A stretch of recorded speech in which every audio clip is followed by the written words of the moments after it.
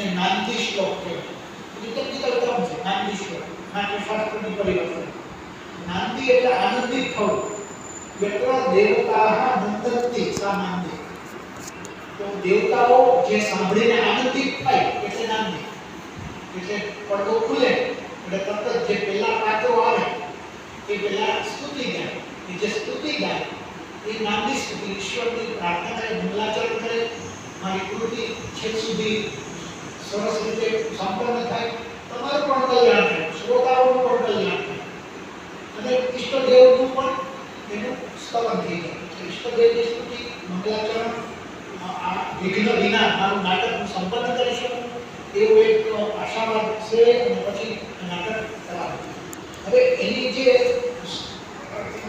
સાત અંકમાં કથા વસ્તુ કેવી છે કે મહાભારતના વન પર્વમાં આ શકુંતલોપાખ્યાન છે.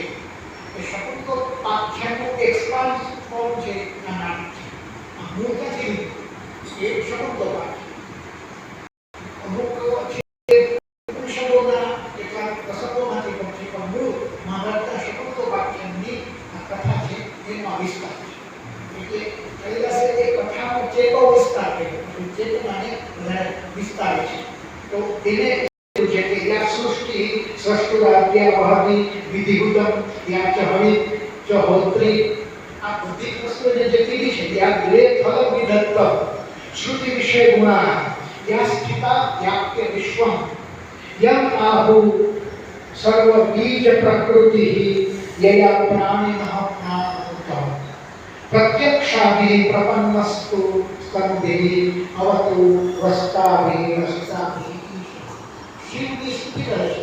આ શંકર